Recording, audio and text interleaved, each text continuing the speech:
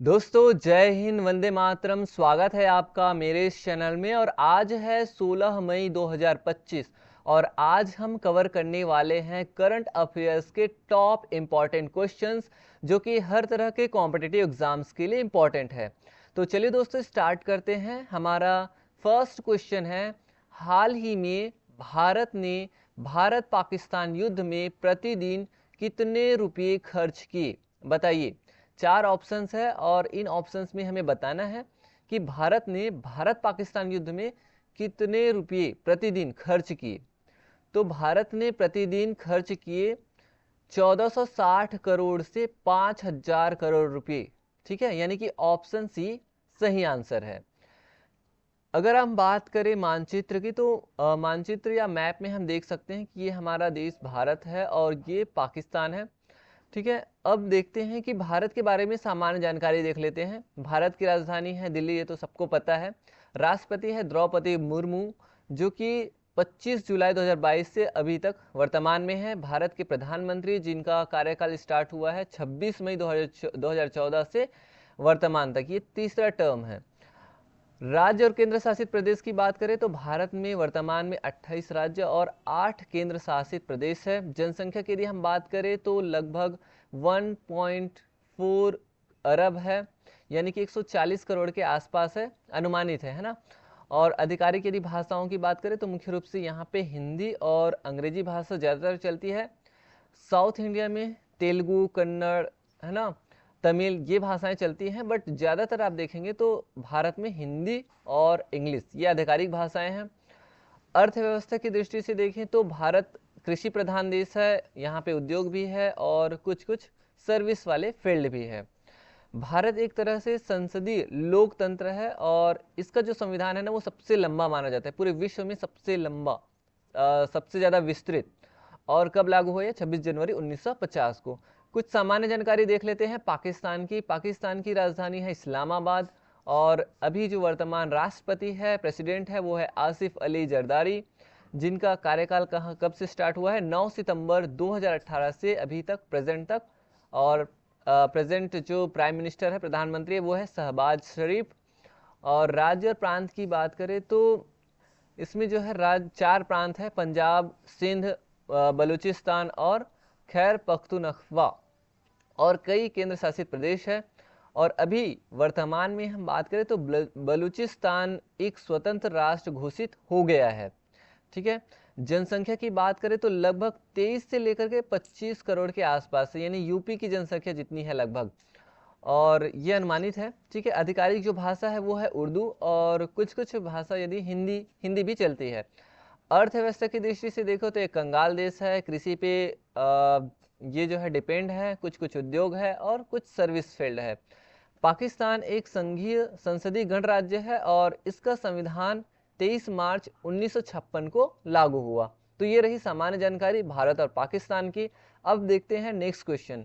Next question है, राष्ट्रीय receptionist दिवस हर साल कब मनाया जाता है? राष्ट्रीय रिसेप्शनिस्ट दिवस। आप रिसेप्शनिस्ट की बात करें तो आपको आज के ज़माने में लगभग हर जगह में मिलेंगे, ऑफिस में, कार्यालय में, है ना, स्कूल में, कॉलेज में, होटल होटल फील्ड में। ठीक है, तो हर जगह आपको रिसेप्शनिस्ट मिलेंगे। तो राष्ट्रीय रिसेप्शनिस्ट दिवस हर साल कब मनाया जाता है? तो ये मनाया जाता है मई महीने के बुधवार को। ठीक है, मई महीने के बुधवार को, यानी कि ऑप्शन बी इसका सही आंसर है। अब देखिए, जो रिसेप्शनिस्ट है ये दिवस तो मनाया जाता है ना, हर मई के दूसरे बुधवार को। तो ये इस बार कब हुआ? तो ये हुआ 14 मई को, है ना, 14 मई को ये मनाया गया। 14 मई को और क्या क्या मनाया गया? तो छत्रपति संभाजी महाराज जयंती मनाया गया। ये 368वीं जयंती थी, है ना, जिसको 14 मई को मनाया गया। और 14 मई को क्या क्या मनाया जाता है? अंतरराष्ट्रीय डिलन थॉमस दिवस, जो कि प्रसिद्ध वेल्स कवि डिलन थॉमस की स्मृति में मनाया जाता है। राष्ट्रीय नाइट शिफ्ट वर्कर्स दिवस, जो नाइट वर्कर्स है, जो नाइट शिफ्ट करते हैं, उनके लिए मनाते हैं, इन्हें रात की पाली में काम करने वाले जो एम्प्लॉय उनके लिए। राष्ट्रीय रूट कैनाल प्रशंसा दिवस भी मनाया जाता है। किस लिए मनाया जाता है? दंत चिकित्सा में रूट कैनाल प्रक्रिया के महत्व को स्वीकार करने के लिए। यदि हम हिस्ट्री की बात करें तो 14 मई की कई कई घटनाएं हैं, जैसे 1948 को 14 मई को ही 1948 को इजराइल और राष्ट्र की स्थापना हुई थी। 1973 में अमेरिका ने अपना पहला अंतरिक्ष स्टेशन स्काईलैब लॉन्च किया था और 1955 में वारसा संधि की स्थापना जो शीत युद्ध के दौरान नाटो के विरोध में बनी थी। तो ये रही जानकारी 14 मई की। नेक्स्ट क्वेश्चन देखते हैं। हमारा जो नेक्स्ट क्वेश्चन है वो है, भारतीय रिजर्व बैंक ने हाल ही में निम्नलिखित में से किस बैंक को घरेलू प्रणालीगत रूप से महत्वपूर्ण बैंक यानी DSIB के रूप में नामित किया है? बताइए। तो भारतीय रिजर्व बैंक ने किस बैंक को DSIB के रूप में नामित किया है? तो इसमें से हो जाएगा ICICI बैंक, यानी कि ऑप्शन सी इसका सही आंसर है। तो भारतीय रिजर्व बैंक ने और कौन कौन से बैंक को नामित किया है?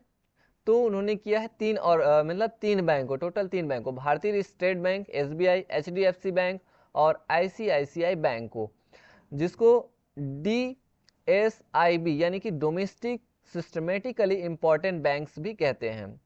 अब ये होता क्या है, देखिए DSIBs ये क्या होते हैं? ये ऐसे बैंक होते हैं जिनकी विफलता से संपूर्ण जो वित्तीय प्रणाली है ना, फाइनेंशियल जो सिस्टम है वो इफेक्ट हो सकता है। इन्हें टू बिग टू फेल यानी TBTF भी कहा जाता है। और RBI ने इसे कब पेश किया था? 2014 में। और इसके तहत क्या हुआ, बहुत सारे जो बैंक्स है ना उनको बकेट्स है, विभिन्न बकेट्स में वर्गीकृत किया जाता है और उनके अतिरिक्त पूंजी आवश्यकताएं निर्धारित की जाती है। अब हम देखते हैं नेक्स्ट क्वेश्चन। नेक्स्ट क्वेश्चन है, हाल ही में DRDO ने किस नई शॉर्ट रेंज बैलिस्टिक मिसाइल का अनावरण किया है? तो हाल ही में DRDO ने एक नई शॉर्ट रेंज बैलिस्टिक मिसाइल का अनावरण किया और वो है BM-04। BM-04 ये ऑप्शन डी इसका सही आंसर है। अब BM-04 की यदि बात करें तो आप इमेज में भी देख सकते हैं, ये है BM-04 बैलिस्टिक मिसाइल। इसके बारे में संक्षिप्त जानकारी लेते हैं। इन्हें कब लॉन्च किया गया? तो इसे जो है कब इसे प्रदर्शित किया गया? तो मार्च 2025 में हैदराबाद में आयोजित थी विज्ञान वैभव रक्षा प्रदर्शनी, ठीक है। इसके दौरान इन्हें जो है बैलिस्टिक मिसाइल को लॉन्च किया गया। तो ये एक कम दूरी वाली बैलिस्टिक मिसाइल है जो कि हाइपरसोनिक गति से उड़ान भर सकती है। इसकी बात करें तो इसकी रेंज की बात करें तो 400 से लेकर के 1500 किलोमीटर तक की इसकी रेंज है, यानी 400 से 1500 किलोमीटर तक ये जा करके किसी चीज़ को ध्वस्त कर सकती है। वारहेड क्षमता की बात करें तो 500 किलोग्राम का पारंपरिक विस्फोटक लेकर के जा सकता है। वजन और आकार की बात करें तो मिसाइल का जो वजन है वो 11,500 किलोग्राम है और लंबाई की बात करें तो लंबाई है 10.2 मीटर और इसकी व्यास है 1.2 मीटर। प्रणोदन प्रणाली की बात करें तो 2 चरणीय ठोस ईंधन आधारित प्रणाली है, ठीक है। नेक्स्ट क्वेश्चन आप देखते हैं। नेक्स्ट क्वेश्चन है, ग्लोबल टेररिज्म इंडेक्स 2025 में भारत को कौन सा स्थान प्राप्त हुआ है? ग्लोबल टेररिज्म इंडेक्स 2025 में भारत किस स्थान पे है?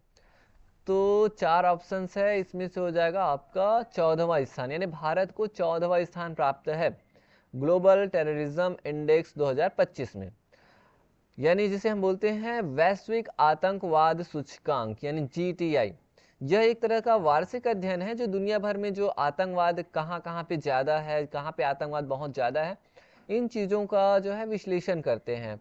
और इसमें ना 160 देशों में को जो है आतंकवाद के प्रभाव का मूल्यांकन करता है इसमें, है ना, इस सूचकांक के अंतर्गत, और जिसमें वैश्विक जनसंख्या का 99.7% प्रतिनिधित्व करता है।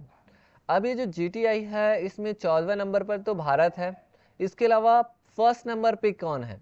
तो देखिए वैश्विक आतंकवाद सूचकांक में फर्स्ट नंबर पे है बुर्किना फासो, ये फर्स्ट नंबर पे है। दूसरा पे कंगाल पाकिस्तान है, तीसरा पे सीरिया है, माली है, नाइजर है, नाइजीरिया है, सोमालिया है, उसके बाद फिर इजराइल है, अफगानिस्तान है, कैमरून है, म्यांमार है, कांगो लोकतांत्रिक गणराज्य है, इराक है और 14वें नंबर पे है भारत, ठीक है।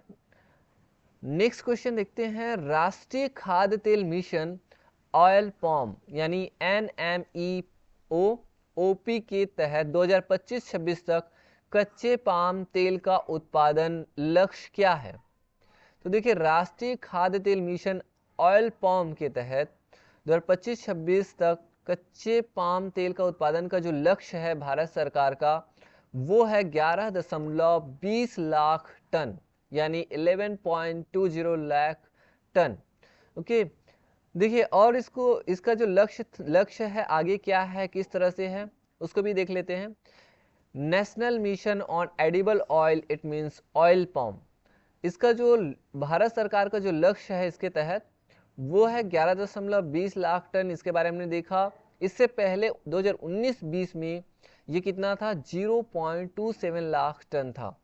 ठीक है, अब इसका जो लक्ष्य है ना 2029 और 30 तक, 2029-30 तक वो है 28 लाख टन बढ़ाने का लक्ष्य रखा गया है, यानी कि इतना बढ़ाने का एक एम डिसाइड किया गया है।